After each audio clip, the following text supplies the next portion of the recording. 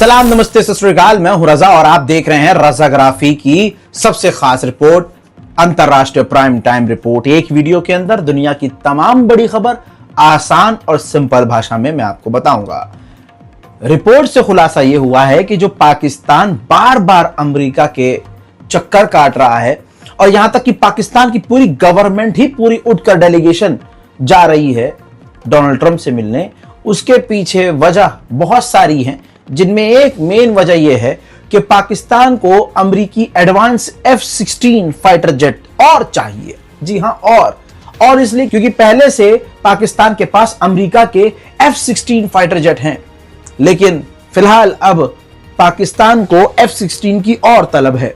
वो advance F-16 fighter चाहता है। कहा जा रहा है कि पाकिस्तान अपनी एयरफोर्स को भारत के खिलाफ बहुत मजबूत करने की तैयारी में है। उधर पाकिस्तान ने दावा किया है कि हमने पाकिस्तान के अलग अलग इलाकों में तहरीक तालिबान पाकिस्तान के आतंकवादियों को 17 आतंकवादियों को कत्ल किया है। हजरात, मैंने पहले ही कहा था, पाकिस्तान की सरकार गुनाह कर चुकी है, गलत कर चुकी है। कैसे? पाकिस्तान की सरकार बलूचिस्तान और दूसरे इलाकों में आम लोगों पर यह कह के हमला कर रही है कि यह आतंकवादी है।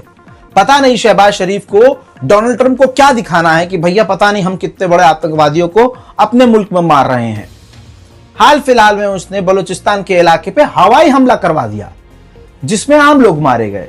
फिर पाकिस्तान ने स्टेटमेंट क्या जारी किया कि ये जो लोग मारे गए हैं ये आतंकवादी थे, ये बम बना रहे थे, टीटीपी के लोग थे। और ये भी कहा, पाकिस्तान की गवर्नमेंट ने कहा है कि ये लोग बम बनाकर मस्जिदों के अंदर छुपा रहे थे। जिसके बाद मैंने जो है अच्छी तरह से इनके मुंह में मूता था कि मतलब तुम खुद ऐसी कह रहे हो कि कल को मोदी सरकार या इंडियन गवर्नमेंट जब कहेगी तुमको कि भाई हमने जब हमला किया था तो हमारी बात सही साबित हुई ना। हमने जब हमला किया तो तुमने कहा मस्जिद पर और मदरसे पर हमला किया है भारत ने। अरे तुम खुद मस्जिद और मदरसे पर हमला कर रहे हो और बाद में उसको जस्टिफाई कर रहे हो कि तहरीक तालिबान पाकिस्तान के आतंकवादी बम बनाकर मस्जिद और मदरसों के अंदर रख रहे थे। तो ये बात जब तुम खुद कह रहे हो तो पड़ोसी अगर भारत कह दे तो फिर तो कोई बात ही नहीं, फिर क्या ऑफेंड हो जाते हो। हजरात, अब मामला ये हो गया है कि पीओके का जो इलाका है, अब वहां पर पाकिस्तान की सरकार के खिलाफ खतरनाक विरोध प्रदर्शन शुरू हो चुके हैं। लोग सड़कों पर उतर आए हैं। तस्वीर आपके सामने।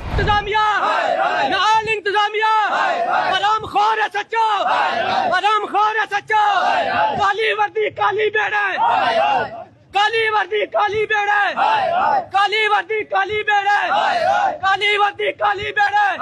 नाल इंतजामिया, नाल इंतजामिया, नाल सच्चो, नाल सच्चो, हराम खोर सच्चो।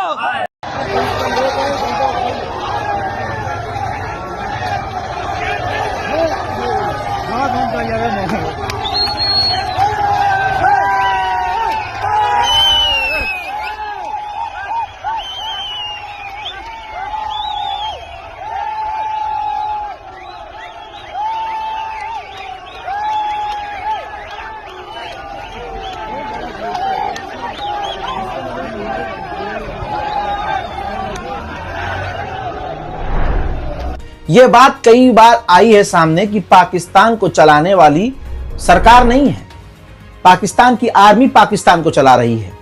अब मीडिया ने जब पूछ लिया पाकिस्तान के आर्मी चीफ से कि देश कौन चलाता है, तो उन्होंने साफ कह दिया आज पहली बार खुलकर कि सेना और सरकार दोनों मिलकर देश चलाती है।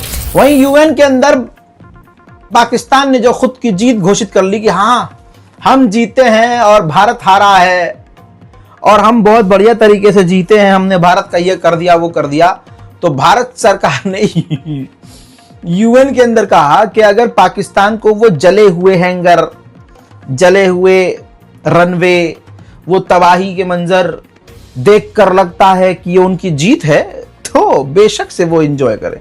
देखिए और शेयर कीजिए। A picture speaks 1,000 words, and we saw many pictures of terrorists slain in Bahawalpur and Murid ke terror complexes by Indian forces during Operation Sindoor. When senior Pakistani military and civilian officials publicly glorify and pay homage to such notorious terrorists, can there be any doubt about the proclivities of this regime? The Prime Minister of Pakistan also advanced a bizarre account of the recent conflict with India. The record on this matter is clear. Till 9th May, Pakistan was threatening more attacks on India. But on 10th May, its military pleaded with us directly for a cessation to the fighting. The intervening event was the destruction caused to multiple Pakistani air bases by Indian forces. The pictures of that damage are, of course, publicly accessible. If destroyed runways and burnt out hangars look like victory, as the Prime Minister claimed, Pakistan is welcome to enjoy it. हजरात मोहतरम, वहीं आज भी भारत सरकार ने clear नहीं किया कि भारत के कितने फाइटर जेट पाकिस्तान ने मार गिराए। पाकिस्तान ने दावा किया है कि 7 फाइटर जेट भारत के मार गिराए हैं। भारत सरकार को यानी भारत को हर हाल में म्यांमार के रेयर अर्थ मिनरल्स चाहिए। भारत की पहले से म्यांमार से बातचीत चल रही थी, लेकिन जिस इलाके में ये रेयर अर्थ मिनरल है वहां पर म्यांमार की जनता ने कब्जा कर लिया। अब बड़ी खबर यह आई है कि म्यांमार की आर्मी जनता से भारत सरकार टच में है। उम्मीद की जा रही है कि उनसे कोई डील हो सकती है। हजरात, ब्रिक्स की मीटिंग अमेरिका के अंदर की गई है, हाँ, जिसके अंदर भारत के विदेश मंत्री माननीय जयशंकर भी शामिल हुए हैं। उधर प्रधानमंत्री माननीय नरेंद्र मोदी ने फोन पर बात की है अपने दोस्त व्लादिमीर पुतिन से और इकोनॉमिक ग्रो और ट्रेड पर बात की है। कहा जा रहा है कि दिसंबर के महीने में व्लादिमीर पुतिन भारत आ सकते हैं। हज़रात मोहतरम, तालिबान से अब डोनाल्ड ट्रंप धमकी भरे लहजे में मांग कर रहे हैं कि हमने जो बेस बनाया था अफगानिस्तान में वो हमें दे। हालांकि अफगानिस्तान ने कई बार इनकार कर दिया है, लेकिन अड़ोस पड़ोस के देश भी बुरी तरह से नाराज हैं। चाइना, ईरान, रशिया ये बार बार अफगानिस्तान से कह रहे हैं कि किसी भी हालत में अमेरिका को अपना ये बेस न देना। नेपाल के पूर्व प्रधानमंत्री ओली रिजाइन देने के बाद पहली बार जनता के सामने आए हैं और उन्होंने जनता के सामने आकर अपने बयान दिए और साफ साफ कहा कि ये जो हिंसा की जा रही है, ये जो कुछ भी किया जा रहा है, ये गलत है। सफाइयां देते हुए नजर आ रहे हैं, देखिए। हामी यो देश बिग्रियो भने त्यसको पीडा हामीले बिहोर्नुपर्छ। यो देश सपार्न सक्यौँ भने त्यसको लाभ पनि हामीले लिन सक्छौँ। नेपालमा परिपक्व राजनीति, राष्ट्रिय राजनीति, स्वतंत्र राजनीति। रशिया ने भारत को यूएन के अंदर एक बार फिर से सपोर्ट किया। रूस के विदेश मंत्री सर्गेई लावरोव ने यूएन के अंदर ऐलान किया कि ब्राजील और भारत की परमानेंट मेंबरशिप यूएनएससी के लिए हम चाहते हैं और हम भारत और ब्राजील को इस मामले में सपोर्ट करते हैं। Support the application of Brazil and India for permanent seats on the council, while at the same time correcting the historical injustice towards Africa within the parameters that have been agreed by the countries of the continent themselves. America को ताना जड़ते हुए UN के अंदर America के ऊपर चढ़ाई करते हुए रूस के विदेश मंत्री सर्गेई लावरोव ने कहा कि भारत के ऊपर दबाव है। हालांकि भारत खुद फैसला लेने के लिए आजाद है, लेकिन भारत पर दबाव है और हमें यकीन है कि भारत प्रेशर में नहीं आएगा और भारत किसी भी तरह से कमजोर नहीं पड़ेगा। अमेरिका के अंदर इस यूएन की मीटिंग के बाद तस्वीर आपके सामने है। भारत के विदेश मंत्री माननीय जयशंकर ने रूस के विदेश मंत्री सर्गेई लावरोव से मुलाकात की है। मोहतरम हज़रात, रिपोर्ट आई है। इस रिपोर्ट ने खुलासा किया है कि अमेरिका बहुत जल्द आजकल में वेनेजुएला पे हमला कर सकता है। वेनेजुएला पर हमला करने का मकसद सिर्फ एक है कि वहां की रिजीम चेंज कर दी जाए, क्योंकि वहां की जो फिलहाल सरकार है अमेरिका के इशारे पर नहीं नाचती। वेनेजुएला राष्ट्रपति ने कंफर्म किया है कि कुछ लैटिन अमेरिकी देशों ने हमें खत भेजा है और हमें साफ बोला है कि हम आपको सपोर्ट करते हैं, आपके साथ जो हो रहा है वो गलत है।